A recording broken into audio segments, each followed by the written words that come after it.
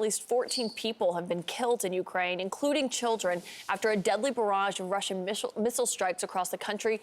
CNN's Nick Robertson is live on the scene in Uman, which is just south of Kyiv. Nick, I know this is the first strike in or even around Kyiv in a while, I believe since early March. What can you tell us about what's happened? I know Ukraine had said that they had intercepted some of these, but what else? What are you seeing on the damage on the front?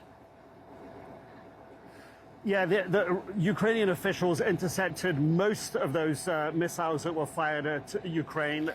Kyiv, first-time missiles were fired on that city in 51 days. Here in Uman, some of the missiles unfortunately got through. This is the damage, the rescue and recovery. They've been on this site. The missiles hit here about 9 hours ago. If you look up there, you can still see the smoke coming out of the apartment building there. A missile just slammed into this building.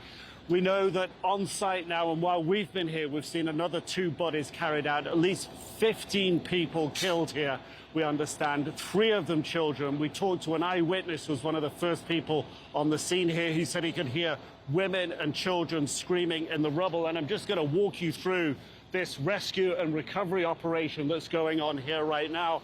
There are fire trucks here that are still putting water on the blaze. And if you follow me across here, David's our cameraman, follow me across here. The families here still waiting to find out what's happened to their loved ones. As you come around here, you just get to see how bad the devastation is. There's a line of firemen. I don't know if, David, you can get in to see them behind me, but there's a line of firemen scouring the ground there where that digger is trying to pull the rubble out.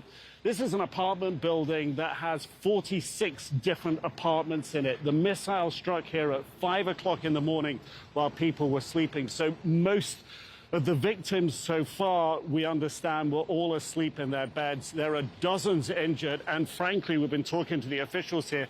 They still don't have a real accurate figure of how many people they're still searching for. One of the rescuers we talked to a couple of minutes ago told us they still believe there's another couple of children in there that they're trying to find at the moment. And there's a line of relatives I'm looking at over there, desperately waiting, distant just beyond that big crane there, desperately waiting for news about their loved ones. This is a slow and difficult process. Of course, Ukraine and the officials here very, very familiar with these devastating Russian strikes. No matter how many of those missiles they shoot down, a couple still manage to get through. And this is the result of it. It's just horrifying for this community. Yeah, you hear 21 of 23 intercepted, but look at the damage of what did get through, what wasn't successfully intercepted. It speaks to, of course, when they say they need defense systems for this. But Nick, I think what I was talking about, I mean, you're talking about these people that are waiting to hear what happened to their loved ones. You can't even imagine what they're going through. This is obviously a residential area. It's what, 200 miles from the front line of where the fighting actually is? Oh, it's a huge distance from the front line. You're right, about 200 miles. And I'm looking around. I mean, this apartment building here, we're told by officials, 109 people are registered living in here. But I'm just going to ask David to give us a quick spin around of this neighborhood. And you see how many other buildings are when we just look around here. This is a dense residential neighborhood we're looking at here. All around, there are buildings.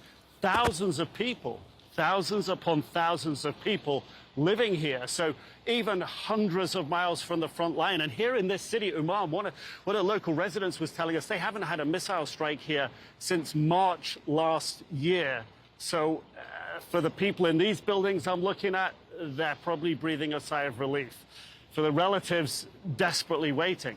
But the reality for all of them, it doesn't matter where you are, 100 miles, 200, 300 from the front line, you just don't know what can happen next. Yeah, absolutely. No sense of safety. Nick, I know you'll be tracking this. We'll stay with you this morning. Thank you.